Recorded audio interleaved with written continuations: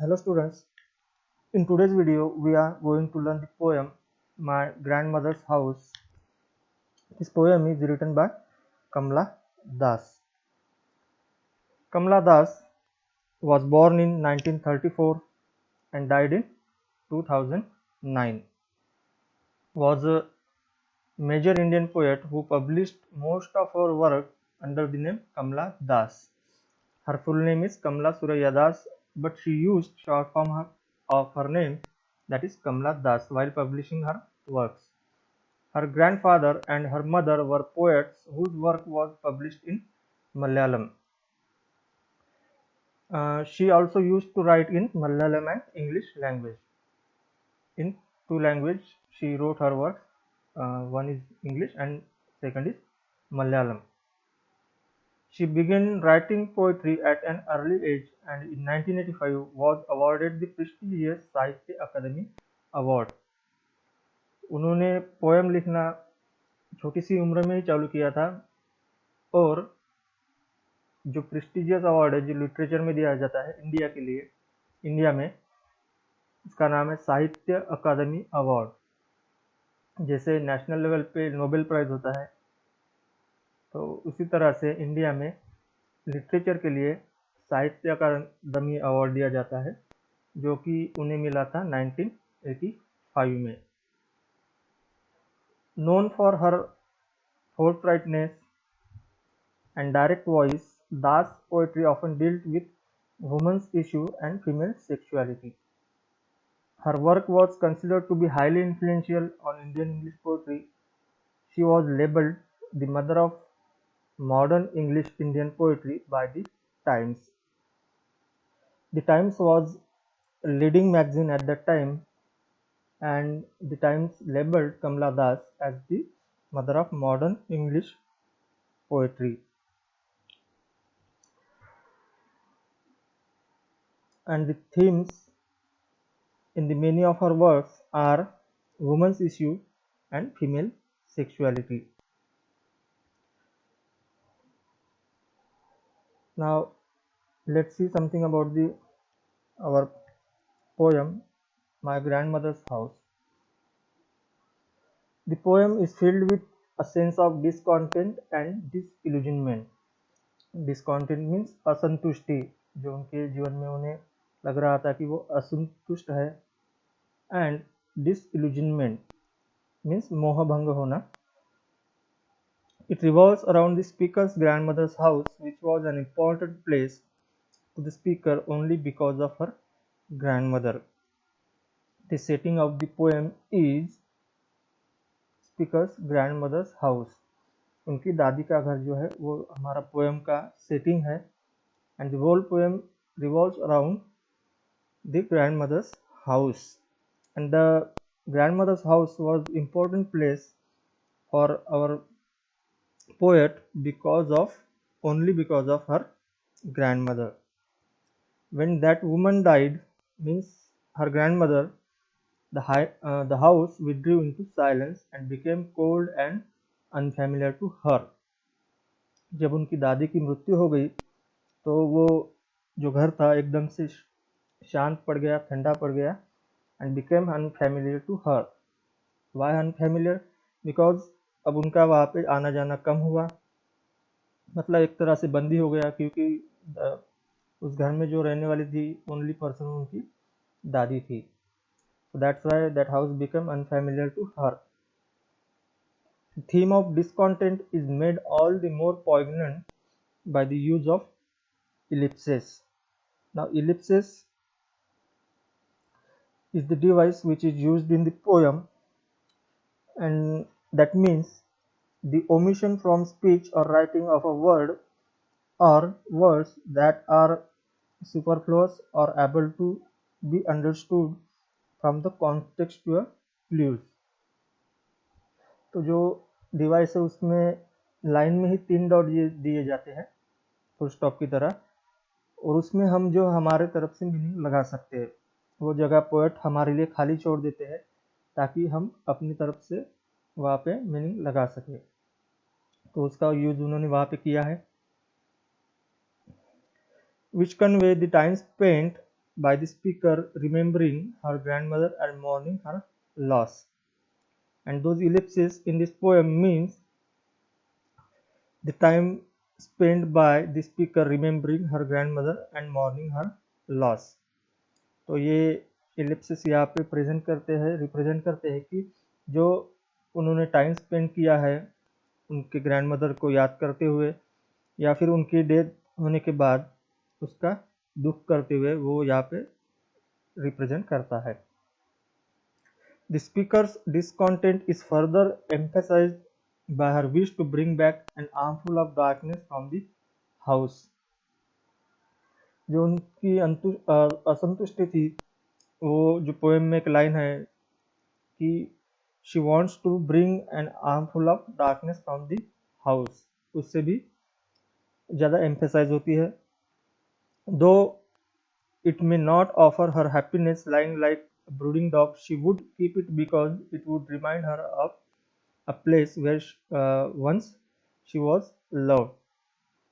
तो जो armful of darkness वो वहाँ से लाएंगी, उससे कुछ उन्हें हैप्पीनेस तो नहीं होगी, लेकिन वो जो घर है जहाँ पे उन्हें कभी प्यार मिलता था दादी की तरफ से, उसकी याद उनके साथ हमेशा रहेगी.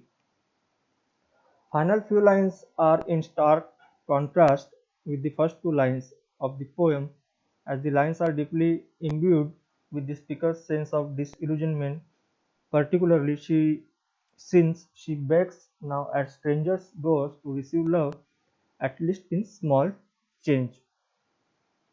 ये हम पोएम पढ़ते समय देखेंगे कि इसका मीनिंग क्या होता है.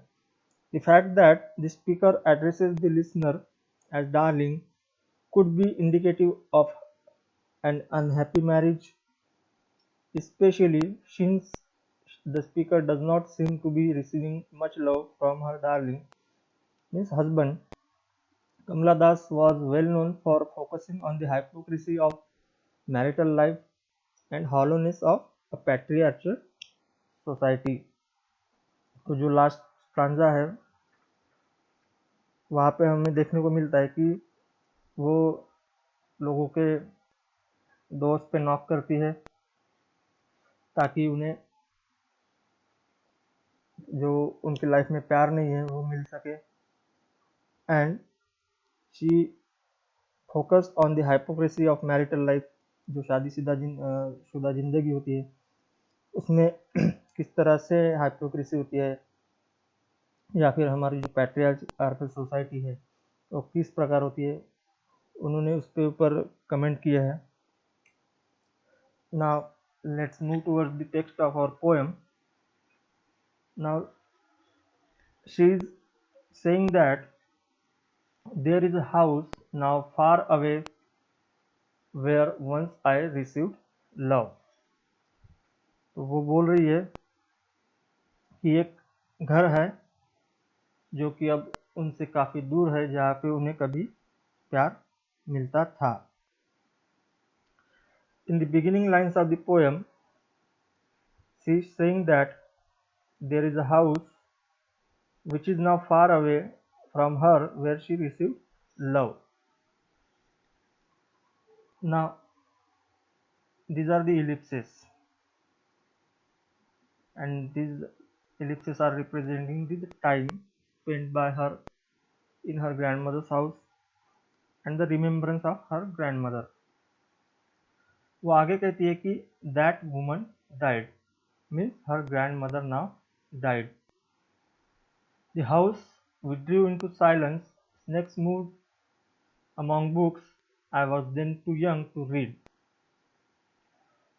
तो उनकी दादी की मृत्यु के बाद वो दादी का घर जो है वो एकदम साइलेंट हो गया, शांत हो गया, because she was the only person living there. Now no one is there. That's why the house became silent. Snakes moved among books. There were some books. Now the snakes moving around those books. I was then too young to read. तो जो वो books थे तो वो जब दादी के घर जाती थी बचपन में वो तब वो पढ़ नहीं पाती थी, क्योंकि उन्हें वो उतना कुछ पढ़ने लिखने का ज्ञान नहीं था, इसलिए वो बुक्स पढ़ नहीं पाती थी। And my blood turn cold like the moon, that means जब उन्हें वो घर की याद आती है, दादी की याद आती है, तो वो एकदम शांत पड़ जाती है। ब्लड टर्न कोल्ड मीन्स वो एकदम शांत पड़ जाती है, उन्हें कुछ बाकी सोचता नहीं है। Like the moon, that is the phrase used here. Like the moon means quite unhappy और sad. Like the moon, this term is showing the mood of the poet that is unhappy and sad. वो शांत हो जाती है, unhappy हो जाती है और सैड हो जाती है जब कभी भी उन्हें उनके दादी के घर की याद आती है। How often I think of going there to peer through the blind eyes of windows or just listen to the frozen air. वो काफ़ी बार सोचती है कि वो दादी के घर जाए। उनकी मृत्यु के बाद वो सोचती है कि वो घर वहाँ पे जाए and to peer through the blind eyes of windows or just listen to the frozen air. She is so much emotionally attached to it, means grandmother's house, since her childhood, that she wants to go there and look through the blind eyes of windows. Here blind eyes of windows means that there is no one in the house to look for, मतलब उस घर की रखवाली देखभाल करने वाला वहाँ पे कोई नहीं है और इसलिए उस घर की खिड़कियाँ एक तरह से ब्लाइंड हो चुकी है, अंधी हो चुकी है। The poet further says that she wants to just listen to the frozen air. वो आगे कहती है कि वो ब्लाइंड आइज से वहाँ पे देख सके और just listen to the frozen air. The fresh air is not coming in the house because of the house is locked and the air in the house got frozen, means वो जो अंदर की हवा है वो अंदर ही रह रही है, वो बाहर की हवा फ्रेश हवा अंदर नहीं आ रही है, इसलिए यहाँ पे टर्म यूज किया गया है frozen air, that air got frozen. तो वो वहाँ पे जाके उस फ्रोजन एयर को लिसन मीन्स फील करना चाहती है, इसलिए वो वहाँ पे जाना चाहती है। Or in wild despair pick an armful of darkness to bring it here to lie behind my bedroom door like a brooding dog. और उसके अलावा वो क्या करना चाहती है,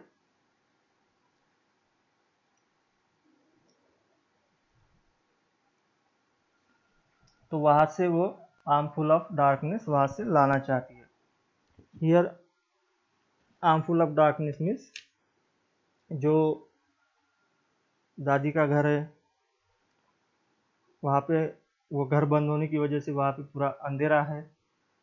अंधेरा मीन्स यहाँ पे रिप्रेजेंट करता है अनहैप्पी मूड एंड सैडनेस, तो वो वहाँ से लाना चाहती है साथ में, ताकि वो अकेला फील ना कर सके और उनकी दादी की याद हमेशा उनके साथ बनी रहे।